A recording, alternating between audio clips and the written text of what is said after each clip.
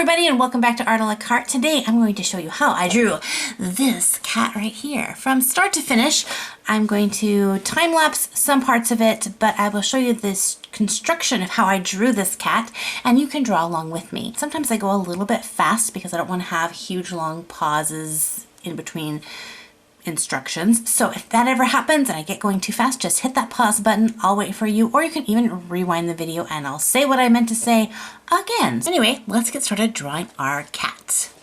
So to start my drawing out, I'm going to use some just regular drawing paper. This is like a cardstock. That's not in focus. There we go. I'm going to be sketching with a blue Cool Erase color pencil. I like these because it doesn't smudge as much as some graphites. I like the color, and it's erasable as long as you don't push super hard with your pencil. But you can use whatever you want. So to get this drawing, the first thing I'm gonna do is I'm gonna lay in some shapes, but you're gonna notice that as I lay these shapes in, I'm going to be sketching, which means I'm going to be not worried about a very finite shape or line. I'm going to be messy. So I'm gonna follow the same basic rules. I'm gonna go with a nice circle for the head shape. I'm going to go down a little bit and put a circle in for the chest. I'm going to find kind of that rump area, which I'm going to put over to the side a little bit. Have a nice belly going on there. Just like so. Really super, super loose. And again, I can move these around a little bit as I begin to carve these in.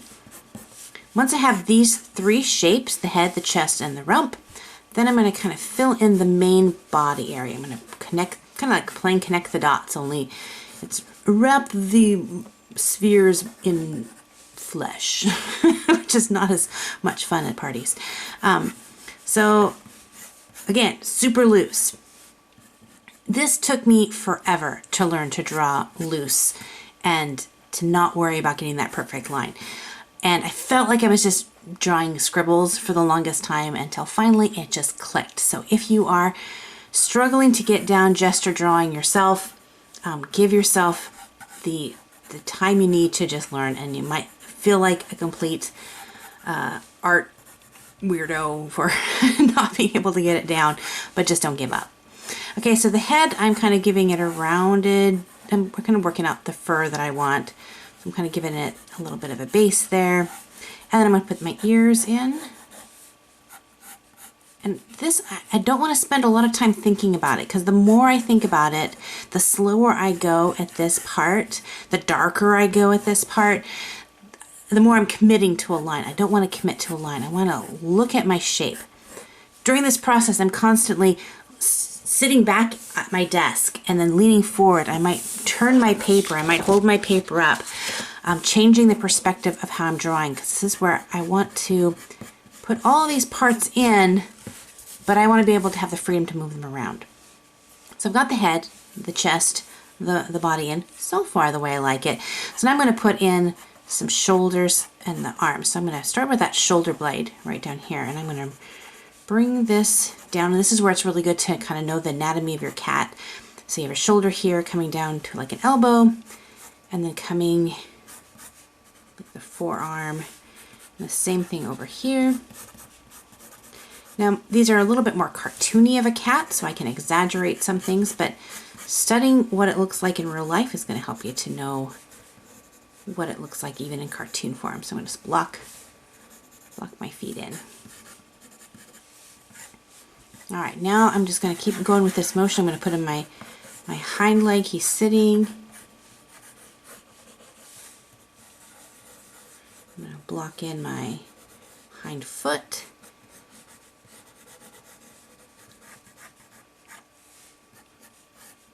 And you'll see how often I'll draw over, like, even though I can't see this part, what's going on, I will draw those lines in there so that I know how that line really goes. Even though I can't see it, I can see now the angle here because I've connected it to the body.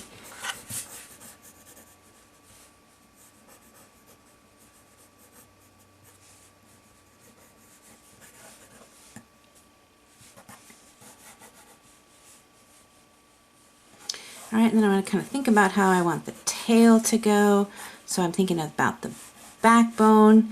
I can have the tail come out this way, but I think I want it to kind of wrap around up here. And for a really fun drawing, you want to overlap your shapes. So you'll see that I have this foot overlapping a little bit over my front paw, but I'm also going to have this tail come in and overlap just a little bit of that as well. It just adds a little connectivity to your drawing, makes everything look like it's belongs with one another. So I'm just gonna scooch that in there. Again, don't be afraid to tilt your paper around so you can get that nice angle that works well for your wrist. A lot of times we think we have to be stationary, but really we want to move things around so that we get the best line for how our body makes lines. Now at this point I'm beginning to decide which lines I like the best, and you'll notice that I'll start applying a little bit more pressure in areas that I know I like that line. I might even lighten up some things. So I'm deciding I think I want his front or his back paw to come out in front of this tail. So I'll lighten that up so I can really kind of see this going in here.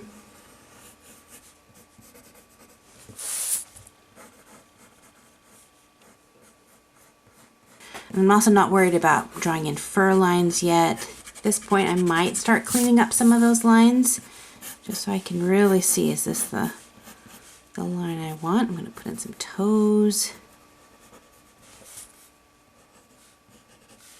The fun thing with drawing cats, dogs, any kind of animal, especially when you add a little bit of a cartoony aspect to them, is you can really play off of your drawing style. So I have friends that draw cats so many different ways. I tend to enjoy a little bit of a cute cartoony flow to them.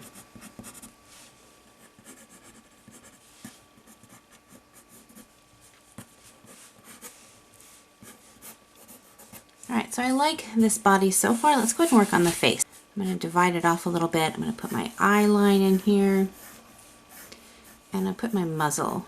And I'm going to put my, start off by putting my nose right in there. I'm just going to kind of block in a block shape for the muzzle.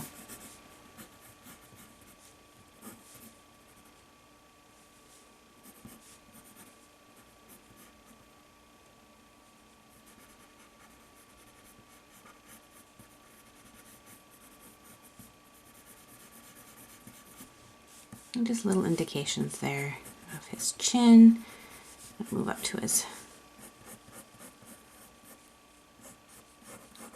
eyes. So this kind of is blocking out where his eyes are going to go more in the pattern.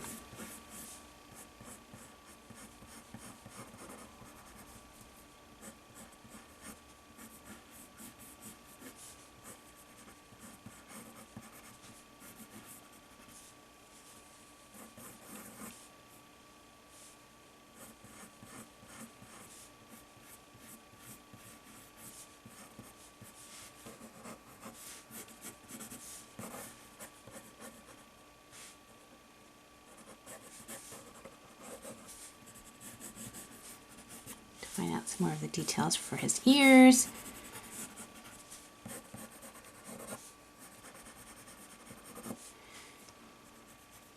And while most animals don't have eyebrows, by working with the patterns that they have on their face, you can kind of imitate eyebrows, which really will help you with expressions.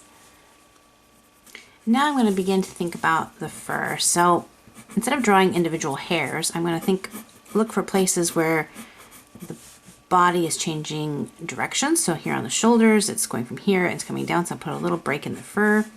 Down here by the elbow, I might put some fur. I might put a little bit of fur by the tummy there.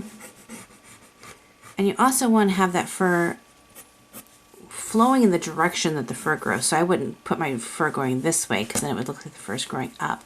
So I will have my kind of zigzag lines going in the direction how that fur would lay on the actual animal. The more exaggerated my fur lines are, the more it's going to look like a long-haired cat. If I want this to be kind of a short-haired cat, I would tone it down to where it's very little fur kind of smooth against the body. So this guy, he's a medium haired. He's a little bit longer towards the front, and then at this point I have the sketch just about the way I like it, and now I'm going to ink it in before I add my coloring. Okay, so at this point I'm going to go with my Copic multiliner. This is a 0.3. Love this pen. Hopefully it still has some ink in it.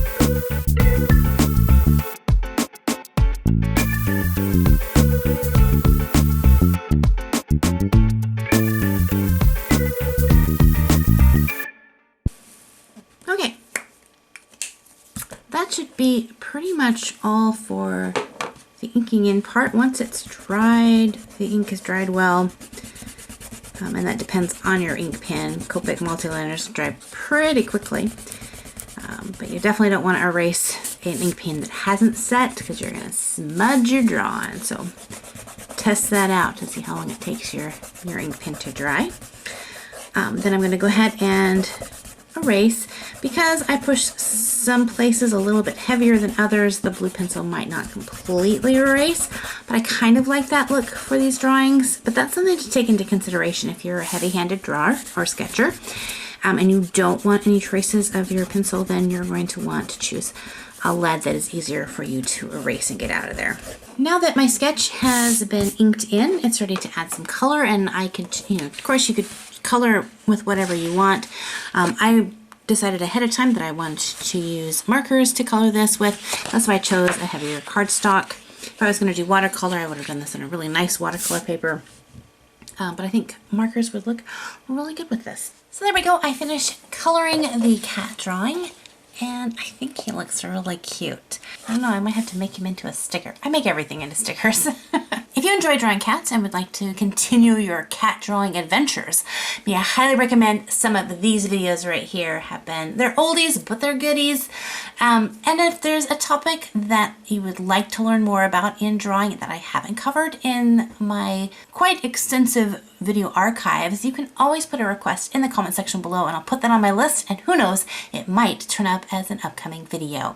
To make sure you don't miss out on any upcoming videos, hit that subscribe button and ring the notification bell. That way you'll get notified every time a new video is posted. You can also follow me on my social media. I have all those links in the description box below. So once again, thank you for hanging out with me, and until next time, God bless you guys, and we'll see you in another art video.